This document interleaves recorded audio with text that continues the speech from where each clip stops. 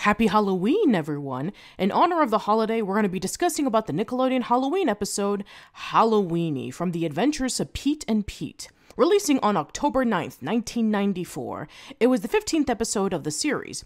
As you recall from my review back in 2016, looking into the Pete and Pete episode Valentine's Day Massacre, and my review of the pilot of the Amazon Prime series A Kid Called Mayonnaise, the attempt of the Pete and Pete spiritual successor, you would know that The Adventures of Pete and Pete is my personal favorite Nickelodeon live-action show. So how does their Halloween special fare out?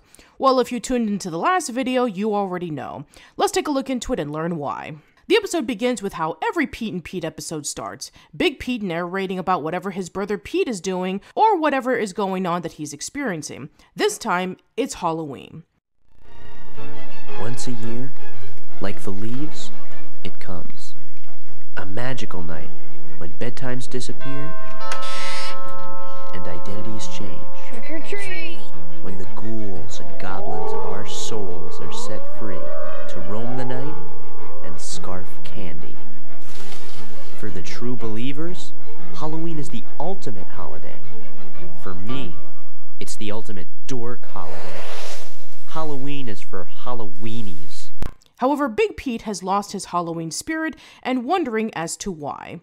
If you listen to the Pete and Pete commentary, co-creator and writer Chris Viscardi had talked about his inspirations behind the episode.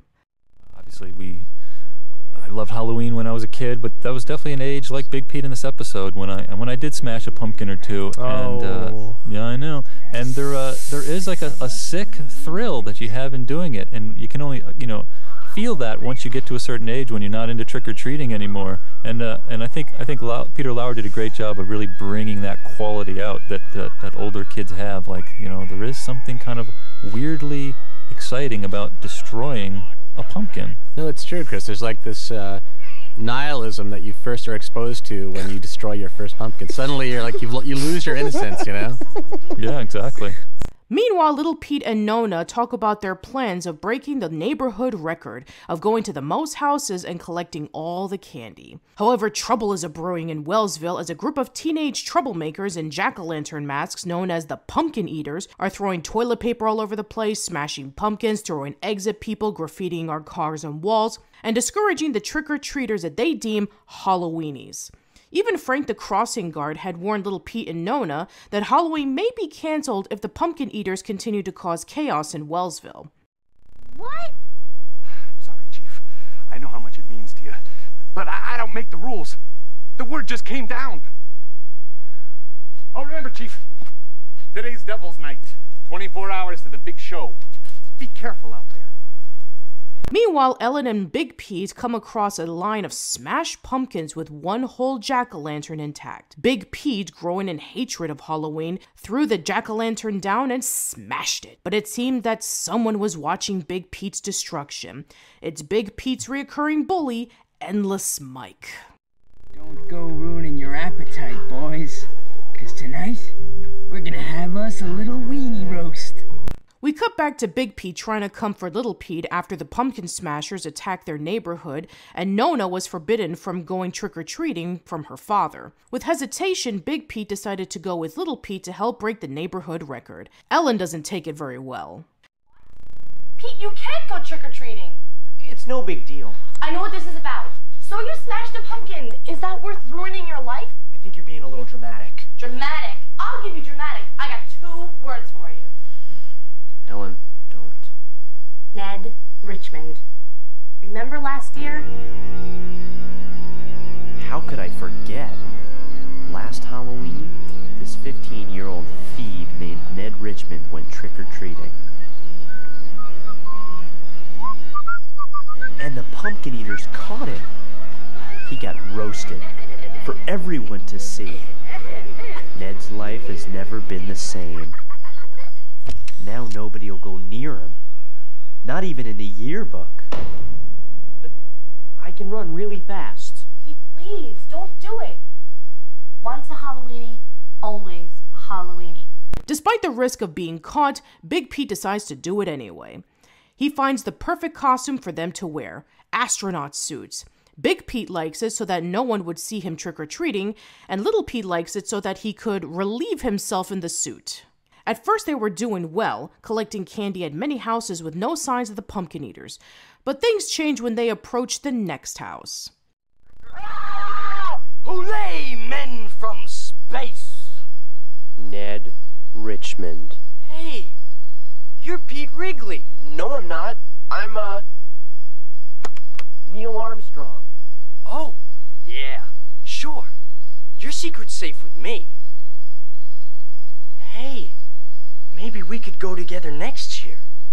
Huh, Wriggles? Feeling embarrassed for Ned Richardson, Big Pete had decided to abandon the plan of trick-or-treating and walk home. Meanwhile, Little Pete continues his goal without him. While Big Pete is walking home, he was chased by the pumpkin eaters. Big Pete tries to hide in a haunted house-themed home, but was caught. Meanwhile, Little Pete, dragging his large bag of candy in the road, hears Big Pete over his communication headset that he was in trouble. Frustrated that he's so close to breaking the record, Little Pete decides to rescue his older brother with the help of Frank the Crossing Guard. Cutting back to Big Pete and the Pumpkin Eaters, Endless Mike proposes to Big Pete to join their group of hating Halloween together. Do it. You know you want to. You felt it yesterday, and you feel it now. I could feel it. At that moment, I had more power in my hands than I've ever had in my life. The power to crush the spirit of Halloween forever. But would I? Could I? Do it. No one's looking. Sorry to hear that. Endless Mike doesn't take it very well and was about to give Big Pete a beating, but then Little Pete and Frank the Crossing Guard come to the rescue.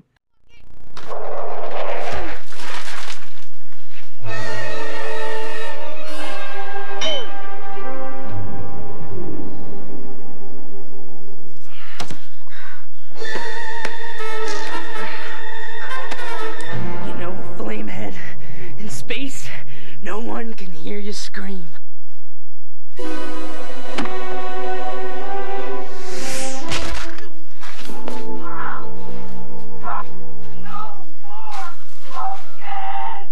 The episode concludes with the Pumpkin Eaters cleaning up the mess they made and the Petes walking into the moonlight back home. This episode encompasses Halloween in multiple ways. It brings in a fantastic atmosphere that screams autumn. The fallen leaves, the pumpkins, the Halloween costumes, and the spooky moonlit night with glowing stars. A reoccurring thing in this series is showcasing the perspectives of a kid and teenager, and it's no exception in this episode. We see Little Pete's love of Halloween with trick-or-treating, and Big Pete's hatred of Halloween, feeling that he's outgrown it. I also really love that both made sacrifices for each other's happiness and well-being. Big Pete sacrificing his reputation for Little Pete needing a partner to trick-or-treat, and Little Pete sacrificing breaking the neighborhood record to rescue Big Pete from the Pumpkin Eaters. That's the power of sibling love. This episode also had really interesting camera angles that added to the atmosphere, from the point of view inside the jack-o'-lantern to the different dynamic character movements like the bike riding to the pool scene. This episode was directed by Peter Lauer, who had previously directed the music video Run's House by Run DMC. Pete and Pete was his first TV show directorial debut, and he would direct episodes such as King of the Road, Tool or Die, and The Call. Halloweenie was his last Pete and Pete episode before working on The Secret World of Alex Mack, and his unique style really made the visuals memorable. When Mara Eakin, a writer for the AV Club, wrote a glowing review of Halloweenie back in 2012, Dan Fisher, a prop director for the first 2 seasons of Pete and Pete, had given more behind-the-scenes details about the episode, such as the kitchen scene with Big Pete and Ellen being an homage to the 1989 film Crimes and Misdemeanors, and the line where Mona's father, played by Iggy Pop, says, "I'd have to be an idiot," which is a reference to his solo debut album, The Idiot. He also praised Peter Lauer's direction of this episode, calling it the most visually ambitious episode I was ever a part of. So I think, we'd have to give a lot of credit to this episode, the success of the episode, to Peter Lauer, who is the director. And Peter had directed a number of episodes for us over the years. In the first season, he directed Tool and Die and King of the Road. And this season, this one was his real kind of masterpiece. and he just brought so much more to it. He just made it much more ominous and scary, and even thoughtful in a lot of ways that were not even on the page. So we give Peter a lot of credit for that. Big ups. Yeah. Another noteworthy thing about this episode is the closing song, Waiting for October by Polaris.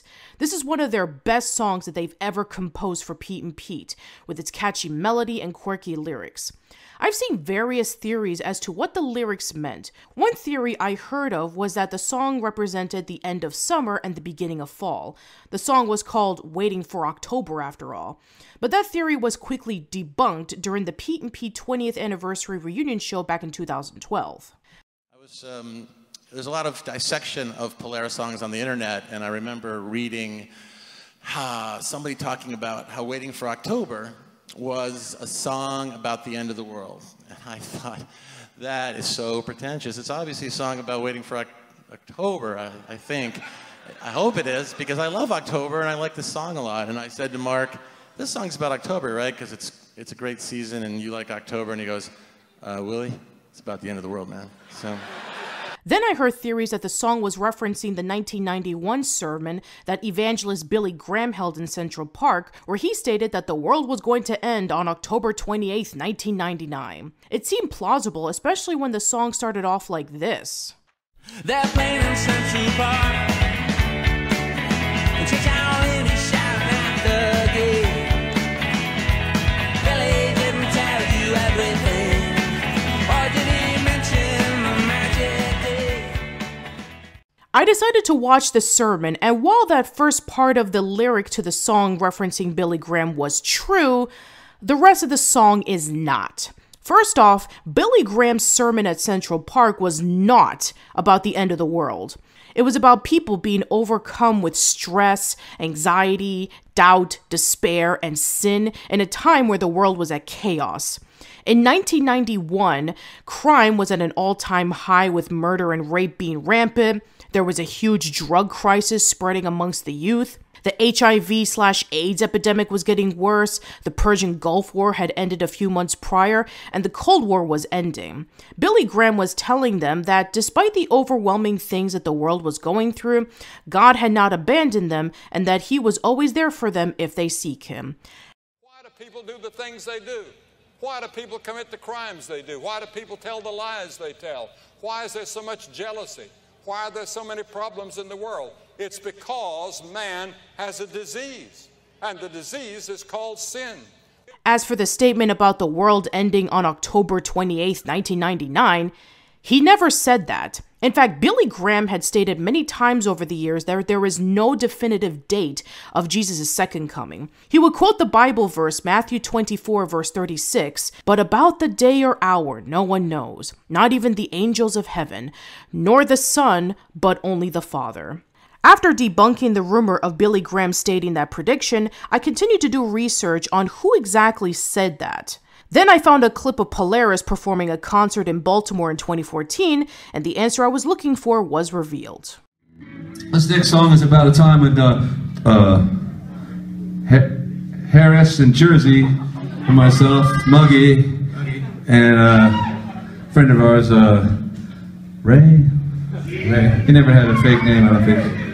Penny wasn't there yet. Husbando. Anywho, we went to Central Park to take pictures of ourselves, or have our picture taken. And at the same day was a meeting of the Unification Church, the Reverend Moon. No! If there's anybody here from the church. No! No one's from the Unification Church. No! You sure? It's Baltimore. There hasn't been one anywhere else, but I was hoping for some truth in advertising, and somebody would be from the... In any case, anywho, there was a guy sitting on a rock, and I think was screaming the prediction of the Reverend Moon, and the prediction was the world would end on October 28th. And so this is what you get. When it doesn't end on October 28th, there's this song left over. That's why I'm waiting for October. For those who don't know, the Unification Church is a religious movement found by South Korean religious leaders Sun Young-moon and his wife Hak Jong-han in 1954. While having some Christian views, the Unification Church had been controversial over the years due to being anti-communist, wanting a unification between North and South Korea, and their predictions of the world ending at a certain date and year. The 90s was a decade of many predictions of the end of the world. Another infamous example is another Korean religious movement called the Dami Mission, found by Lee Jang-rim. He had predicted that the world would end on October 28, 1992, and those who were worthy were sent to heaven, while those who weren't would spend another 7 years on Earth, where they would live in famine, war, and disease until the planet died off with the second coming of Christ. Then there's Harold Camping, the co-founder of the Christian radio station Family Radio, who is notorious for his end-of-the-world predictions, starting off with his book, 1994, where he predicted that the world would end on September 6, 1994. But when that didn't happen, he then predicted years later that the world would end on May 21st, 2011, and then October 21st, 2011. You probably remember seeing billboards stating this prediction. In conclusion, Halloweenie is one of the best Halloween specials ever made. It's my personal favorite Nickelodeon live-action Halloween special, and it's one that I tune into every year. Unfortunately, unlike The Angry Beavers, you can now watch it on Paramount+. I take it due to the massive amount of music that was featured on Pete and Pete from various bands and musicians. It would take a lot of time and money to deal with the legal issues. The only official way to watch it are the first 2 seasons on DVD, but due to them being out of print, they're very expensive to buy. So, sorry everyone, low-quality VHS recordings uploaded on YouTube is the only way to watch it. Come on, Nickelodeon, release Pete and Pete on a full complete series on DVD or Paramount+. That would be great if you did. Anyway, this is a great Halloween special that I highly recommend that you check out. It still holds up almost 30 years later with its theme, its storytelling, its quirky humor, its characters, its cinematography, its music, and its spooky atmosphere. They're playing in Central Park, and Halloweenie shouting at the